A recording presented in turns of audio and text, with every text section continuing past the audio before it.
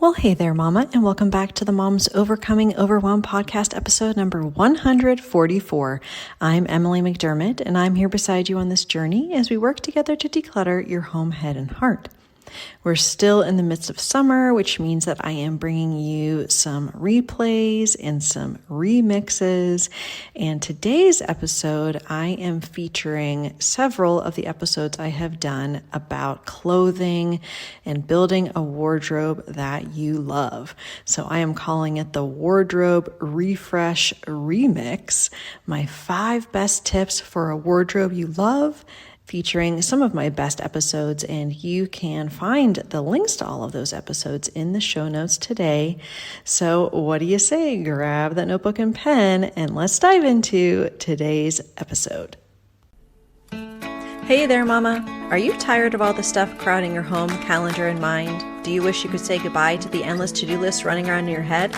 Want to declutter but don't know where to start? You're in the right place. Welcome to Moms Overcoming Overwhelm, where you will find proven and practical solutions to declutter your home, head, and heart. Hi, I'm Emily, a wife, boy mom, and simplicity seeker. I struggled to get pregnant and felt overwhelmed until I discovered decluttering could create the physical and emotional space I needed to become a mom. Now, 2 kids later, I've transformed my life and motherhood by developing simple systems around decluttering, capsule wardrobes, kid stuff, cleaning and tidying, meal planning, time management, and more, and I can't wait to share them with you. If you're ready to reclaim the time and energy you crave, be present with your kids, and finally enjoy the life and motherhood you so deserve, let's kick overwhelm to the curb, shall we? Grab your lukewarm coffee, your notebook and pen, and clear off some counter space. Let's do this. Okay, the first tip that I have is remembering that your wardrobe is what fits you now, what you love. And to illustrate this point, I am going to bring you a clip from one of the top downloaded episodes ever on the show, episode 33. Edit Your Closet Without FOTO, Fear of Throwing Out, with Jennifer Mackey-Mary from Everyday Style. So Jennifer is a fantastic style guru, and I am going to let her take it away to talk a little bit more about what our wardrobe should be. So the first thing I want everyone to think about is that your closet should be the boutique you shop from every morning. It is not a museum for the person you were 5 years ago or a warehouse for the person you hope to be in 5 years. It should be like, imagine if you went to a store, right? Everyone has their favorite little boutique or somewhere they feel is special. You go in and the only thing they have is clothes that don't fit you. How often do you want to go to that store? Never, right? Like, it's frustrating. You feel bad about yourself. Or imagine you went in there and all they had was like work suits. And you're like, well, I go to the grocery store and the gym, so you wouldn't want to go there either. So your closet has to be where you shop every morning. So it needs to fit the person you are now, both literally and figuratively. You need to be able to go in there and get dressed easily. Clothes that don't fit you, they mock you in the morning, but they don't motivate you during the day. And every woman's like, oh, I'm going to get back into those jeans. Okay, cool. But when you're out to lunch with your friends, have you ever said, oh no, I'm not going to do dessert because I have a pair of, Britney Spears era low-rise jeans in my closet that don't fit? No. But when you see them in the morning, you're like, oh, I remember when I could wear those. Like, they make you feel bad about yourself in that moment, but they don't do anything for you in the day. And every woman who's ever lost weight, and I'm a champion at losing weight, we know that when you go down in size, you're not like, old clothes. No. Every woman's like, I want to buy myself something new. So what are you hanging on for? And I understand that is a really emotional thing for women to let go of these clothes. So what I would suggest is, if you're not ready just to let them go, box them up. There have been times where my closet has looked more like a warehouse or a storage facility, because anything I cannot wear in the current season of my life, not necessarily on the calendar, but current season of my life, gets boxed up. I don't want to look at it. What happens when you do that? And whether that is, clothes that don't fit, or clothes if you're going back to work someday, or, you're going to travel again someday, whatever, your someday clothes should be boxed up. And then what you have left is the clothes you can actually wear right now. That's it. That's all that's there. And a lot of times, and it's funny, I was just working on an episode about this yesterday. A lot of times when when we look at our clothes as the entire contents of our closet as being our wardrobe, what we don't recognize is that we really don't have anything to wear. Your wardrobe is not all the clothes you own. It's all the clothes you can and do wear. That's it. So when you strip everything that you can't wear or don't want to wear away, often you go, oh, this is why I'm struggling to get dressed. I literally don't have any pants, right? And you can see the problem clearly. And it cuts down, all of those minutes you spend flipping through your closet, they all add up. They all add up. So if you go in and you literally only have 10 things to wear and you see 10 things to wear, it is so much faster to get dressed. All right, tip number 2 is recognizing aspirational clutter, things that fit you in previous seasons, and maybe that was 10 pounds ago, 2 kids ago, and it's making you feel bad about yourself now and every time you go into your closet. And in episode 10, I talk about aspirational clutter, why it's the most challenging type of clutter for moms, and I talk a little bit about clothing and what we can do to recognize that aspirational clutter and remove it from our wardrobe. So here you go. Why is aspirational clutter so problematic for moms? Well, when our time and energy is being taken up by our kids and our other responsibilities most of the time, it's easy for us to get lost. And by us, I mean our real selves, the women we are outside of the roles that we play. I mentioned at the beginning of the episode that aspirational clutter is anything that represents who we were in the past or who we want to be in the future. Let's start with the past. Our bodies, our hobbies, our dreams and goals, they all shift after having kids. And because of that, we are often holding on to things from our past that we tell ourselves we will, quote, get back to doing or wearing once we have the time or can lose the weight or whatever the case may be. So we surround ourselves with things that make us feel bad about who we aren't anymore. As for a potential future self, it's getting to be the time of year now when we think about our goals and aspirations for the new year. And while that is fine, sometimes we purchase things or refuse to let go of things because of an ideal version of ourselves that just isn't realistic in this season. Another way to think of aspirational clutter is that we often use the words should and someday when referring to it.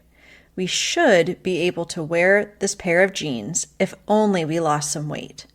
We will finish that crafting project someday when we have the time, so we hold on to it. Unfortunately, someday usually never comes, and shoulds just make us feel bad about ourselves. Today, I'd like to give 4 examples of aspirational clutter so we can talk about how this shows up for us as moms and how we can finally start letting go of the shoulds and somedays that aren't serving us. The first major type of aspirational clutter is clothing. Now, if you're planning to have more kids and you're holding on to some maternity clothing or limited amounts of baby clothing and so forth, that's fine. As we talked about in episode 6, use the power of artificial boundaries to determine how much you will keep and what you will let go of. What I'm talking about here is clothing that doesn't fit our current body or current lifestyle. For me, it was dresses. I used to have a ton of dresses for work and special occasions. Dresses, they were my kryptonite.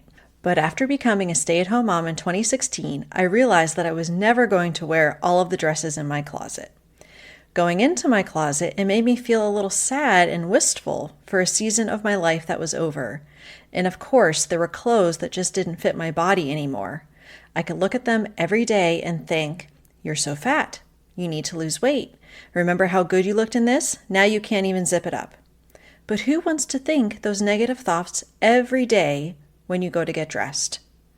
When it comes to clothing, I give you permission to embrace your current body and season of life. If something doesn't fit you or your lifestyle, at the very least put it aside for a while in a box or bin that is out of sight. Put a reminder in your phone for 30 to 60 days to decide whether you want to keep the items.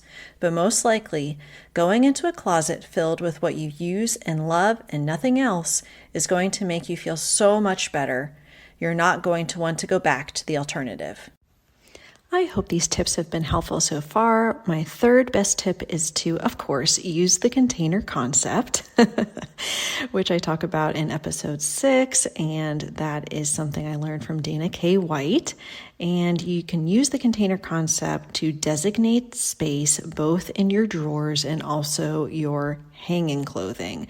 So this clip comes from episode 55. Is your closet overflowing with clothes you never wear? Try these 5 decluttering hacks. So here you go.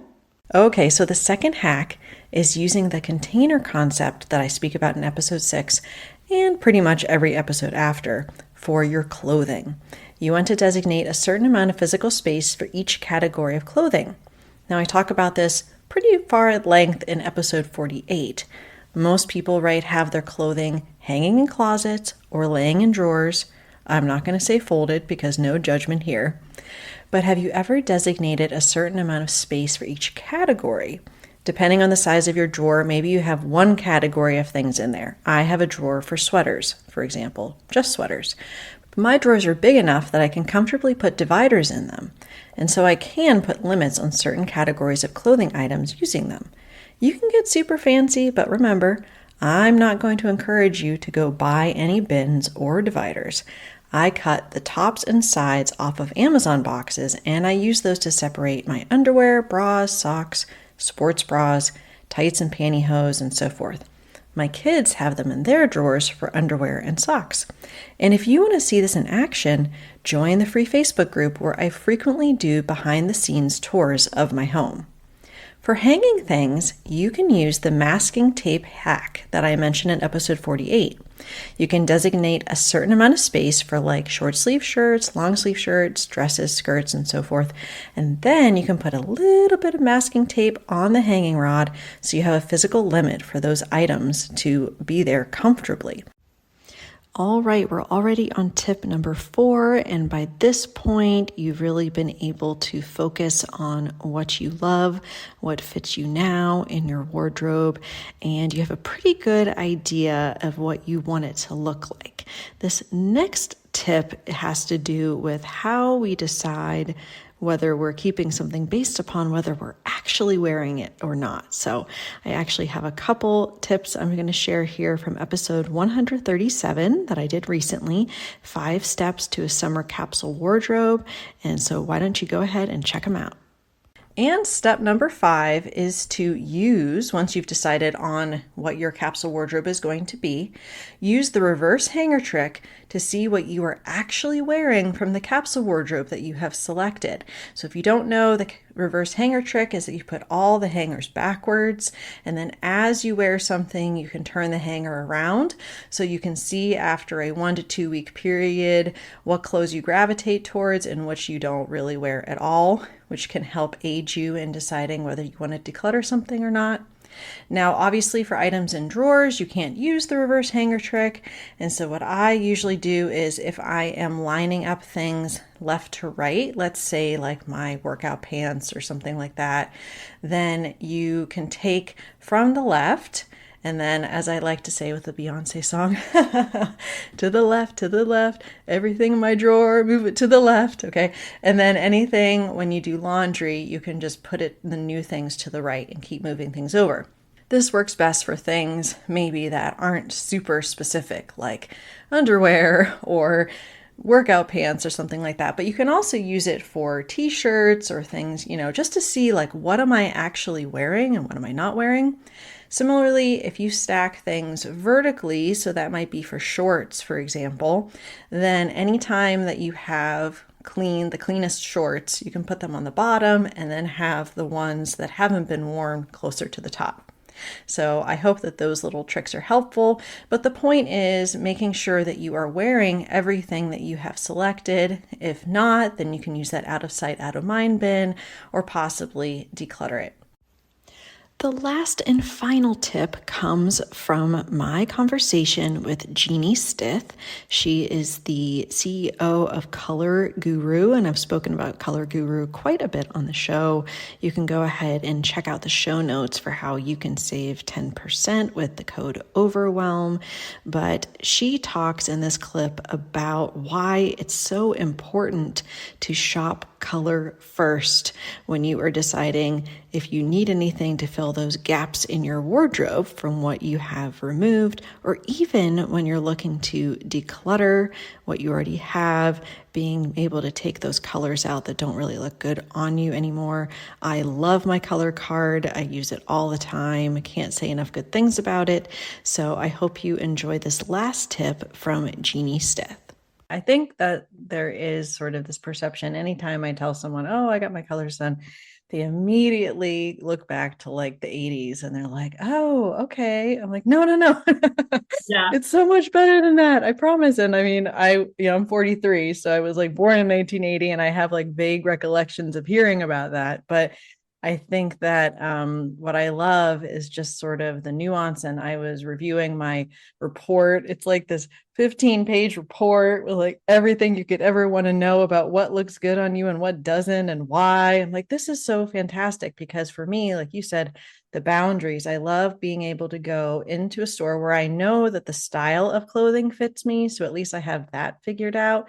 But then just be able to see like, it's literally like, I can just look at the store and go, oh, okay, there's one. And it just makes it so much easier because as overwhelmed moms, and I'm not really an online shopping person, but if you are like an in-store, okay, I need to get this done in like less than an hour because my kid's getting up from a nap, or like I promised my husband I would be home.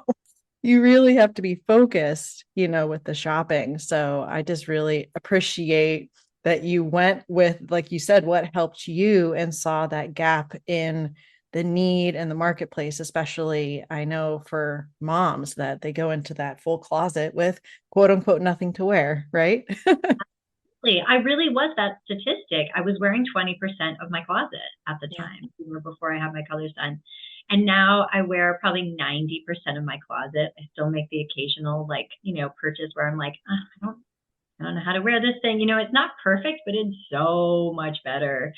And I love what you said about like just going into the store and like looking for colors, because I also discovered very quickly, I'm very into efficiency as well. Like I want the things in my life that I don't sort of deeply care about to be very efficient, right? And people always think like, oh, you own this, company that's all about clothes and you must be so into fashion. I am not at all into fashion. Like I am into how quick and easy can I make this and still look good. You know what I mean? That's the combination I want. I was like, I want to look good and I want it to be fast and easy. And what I learned was when you go into a store with your color card, the only thing that you can scan for easily is color.